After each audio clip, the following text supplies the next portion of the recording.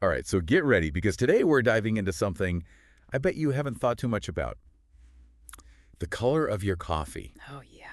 I mean, we all know light roast equals light brown, dark roast equals dark brown. You're right. But today, things are going to get way more interesting. Absolutely. We're going to be looking at some research from the Journal of Food Science, and trust me, there's way more to coffee color than meets the eye. That's right. What's fascinating about this is that the color can actually give us some clues about the flavor of the coffee. Oh, wait, seriously.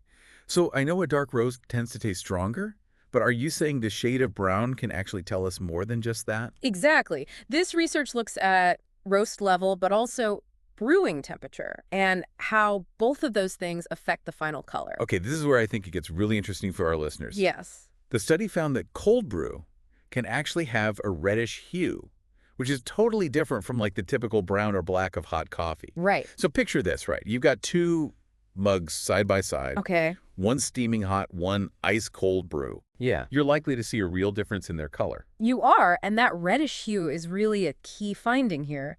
Because you see, we tend to associate reddish drinks with sweetness and less bitterness. Oh, interesting. So could this unique color of cold brew actually contribute to why so many people love it? It's a pretty interesting thought. I never would have connected those dots. Yeah. So what is the science behind this color difference? Does cold brewing somehow change the coffee itself? Well, it all comes back to the chemistry that's happening during the roasting process. Okay. And a major player here is a group of compounds called melanoidins. Melanoidins. Yeah, they're what give roasted coffee its brown color. Okay. And their size and solubility, those change depending on the roast level. Okay, I'm following you. Yeah. Different roasts create different melanoidins. Exactly. But how does temperature fit into all this? So think of brewing as a process of extracting those melanoidins along with other compounds from the coffee grounds. The water temperature really affects how well those compounds dissolve and end up in your cup. Okay. So cold brewing pulls out a different set of those compounds compared to hot brewing, and that leads to that distinctive reddish color we were just talking about. So hot water grabs those dark brown melanoidins more efficiently, Yes. whereas cold water brings out these other compounds that create kind of like a reddish tinge. That's a great way to put it. So it's almost like brewing unlocks a specific color palette depending on the temperature.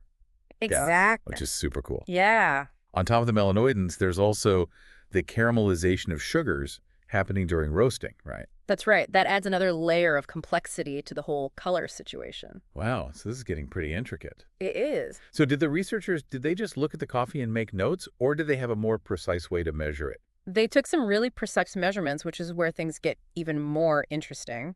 They used something called the lab color space, which is basically a 3D graph to map out the colors of all the different brews. Hold on, a 3D graph for coffee colors. Yep. Okay, I'm officially intrigued. Yeah, it's a way to objectively measure color by breaking it down into 3 values: lightness, redness, greenness, and blueness, yellowness. Okay, so what happened when they plotted all those coffee colors in this 3D space? Well, this is the really wild part. The data points formed an almost perfectly straight line. Oh, wow. Yeah, that means there's a predictable relationship between the roast level, brew temperature, and the final color you get. So theoretically, we could use this to, like, pinpoint the exact color we want in our coffee. Potentially, yeah.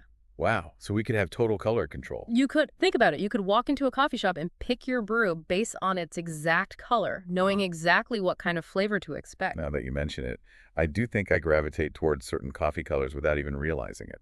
But why should we care about the color beyond just knowing what it might taste like? Yeah. What's the bigger picture here? Well, this isn't just about pretty colors. It's Yeah. about how color can be used to brand and market coffee in entirely new ways. I see where you're going with this. Yeah. So instead of just focusing on light versus dark roasts, Yeah. coffee companies could highlight those reddish hues that we just talked about, Oh. especially for cold brew. Yeah. Like imagine seeing descriptions on a bottle or menu like deep mahogany or rich copper, Exactly. like how they describe wine. Yeah. Could that actually catch on, do you think? I think it could totally change how we think about and experience coffee. And you know what else is really interesting? It could even change how we categorize coffee. Okay. Right now, we have systems like the Agtron scale that measures the roast level of the beans. Right. But imagine if we had a similar scale specifically for the color of the brewed coffee itself. That would be incredible. Yeah. It would be like having a color chart for coffee, like choosing paint swatches, but for your morning caffeine fix. That's a great analogy. It could make the world of coffee so much more visually engaging and just easier to navigate.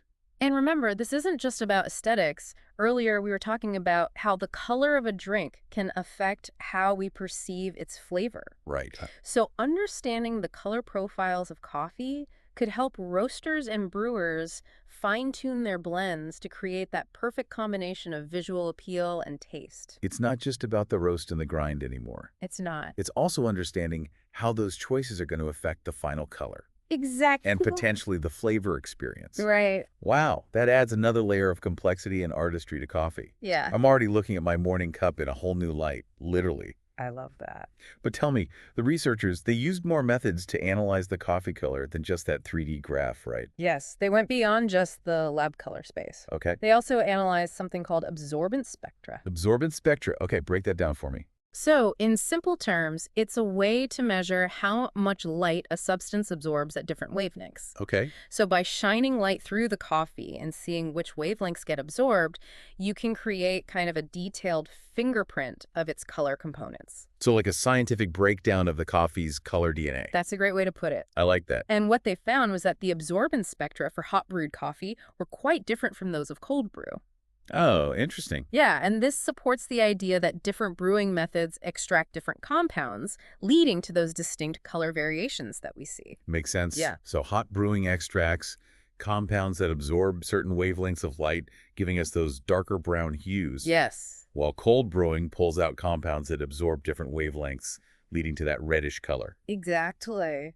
Wow, it's amazing how much we can learn from something as simple as the color of our coffee. It really is. This is a whole new window into the science and artistry behind it. It is, and this is really just the beginning. There's still so much more we can discover about how different factors like grind size, water quality, and brewing time can affect the color of our coffee. Wow, I am officially fascinated. Yeah. Before we move on, though, I have a question. Sure. What about people who, like me, just love their coffee black? Okay. Does any of this color stuff even matter to us?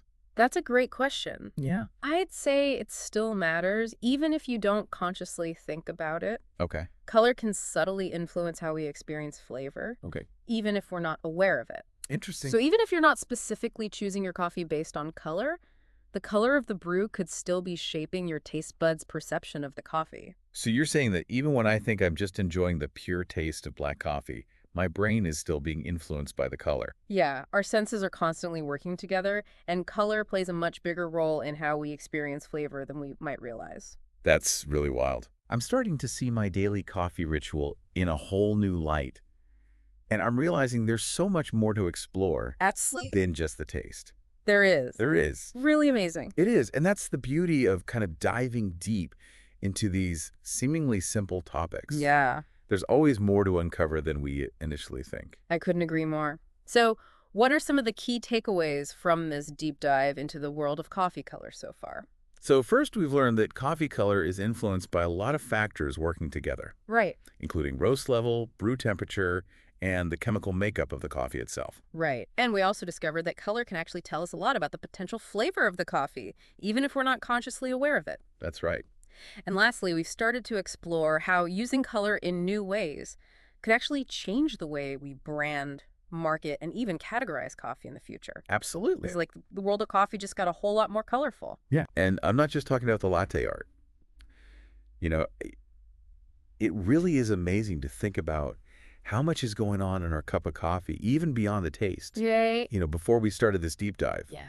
I had no idea that color played such a big role. Yeah. It's really It's fascinating. making me think about all those times I've walked into a coffee shop and just been drawn to a particular drink Oh, yeah. based on its color. Totally. Wow. I think we've all done that at some point. Yeah. It's fascinating how our brains work. Right. But what if Yeah. those color preferences could actually tell us something about the flavors we enjoy? Hmm. You know, this research seems to point in that direction.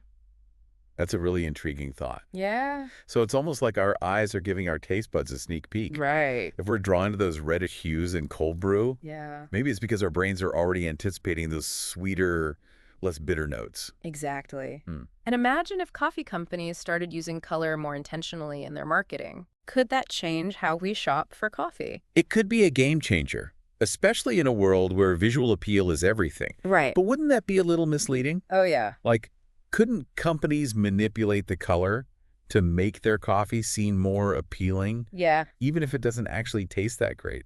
That's a really important point, and Yeah. it's definitely something to consider. Okay. It would be crucial to have some kind of standardization, Okay. maybe even regulations, Yeah. to ensure that color claims are accurate and reflect the actual flavor profile of the coffee. Right. It'd be like those labels on food packaging that Mhm. list nutritional information. I like that idea. A color flavor guide for coffee would be amazing. Right. So if this research leads to a standardized color system for coffee, what could that look like in practice? Well, remember we talked about the lab color space? Yeah. That could be the foundation for a universal coffee color chart. Okay. Imagine walking into a coffee shop and seeing a beautifully designed chart.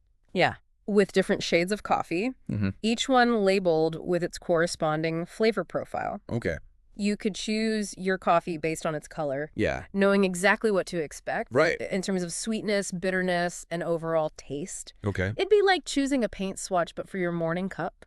That would be so cool. Yeah. It would make choosing coffee so much more intuitive and fun. Yeah. It would be especially helpful Yeah. for people who are new to the world of coffee Right. and might feel overwhelmed by all the different options. Exactly. That's a really good point. And think about the potential for coffee roasters and brewers. Okay. They could use this color system to create blends that are not only visually appealing, Right. but also taste exactly how they intend. Yeah. They would add a whole new dimension to the art of coffee making. I'm really starting to see the potential here. Yeah. This isn't just some abstract scientific research. It's not. It has real-world applications. It does. That could change how we all experience coffee. Right. You know, it's funny. Yeah. Before today, Yeah. I thought of coffee color as just a byproduct Yeah. of the roasting process. Right.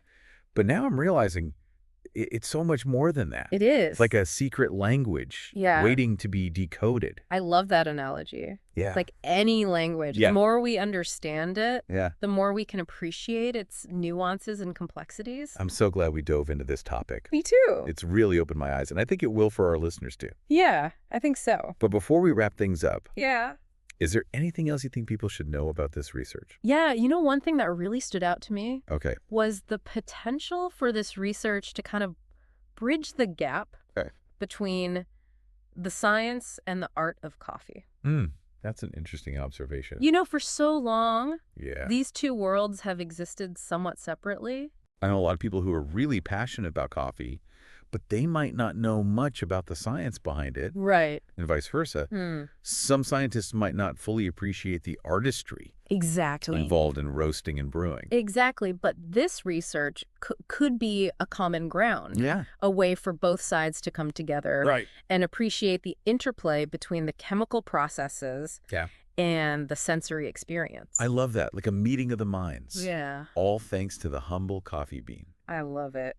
And ultimately, it's about enhancing the enjoyment of coffee for everyone, Yeah. whether you're a seasoned barista Right. or just starting to explore the world of specialty coffee. Exactly. Yeah, I couldn't agree more. Yeah.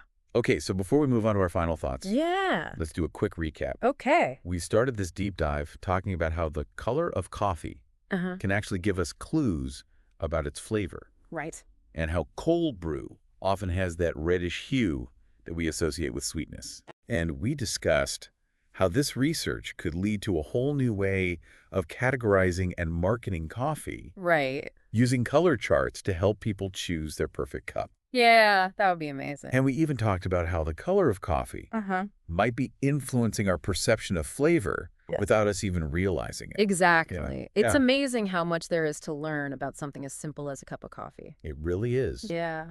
All right, so are you ready to share your final thoughts for our listeners? I am. Here's something I think everyone can take away from this conversation. Yeah. The next time you're enjoying a cup of coffee, take a moment to really look at its color. Yeah, Don't just gulp it down without a second thought. right. Really appreciate the nuances of its shade Yeah. and think about what that color might be telling you about the flavors you're experiencing. Yeah, I love that. Yeah. It's like a mindfulness exercise. Right. But for coffee, Yeah. really savor the moment and appreciate all those layers of flavor and color. This whole deep dive has been a real eye-opener for me. Oh, good. I've always been a big coffee drinker, Yeah. but I never realized how much depth there was Yeah. to something as, seemingly simple as its color. And that's the beauty of exploration, isn't it? Yeah, There's always more to discover, even in the things that we think we know well. absolutely. This research has definitely given me a whole new appreciation for my daily cup of joe. I'm glad to hear that. I feel like I'm seeing the world of coffee in full color for the first time. It makes me wonder, Yeah. what other hidden dimensions are waiting to be uncovered? Mm, What other seemingly insignificant details right. might actually hold the key to unlocking even deeper levels of enjoyment and understanding? Now you've got me thinking. Yeah. Maybe the sound a coffee bean makes when it cracks during roasting tells us something about its caffeine content, Well, interesting. or the way the crick settles on an espresso reveals its origin. Right.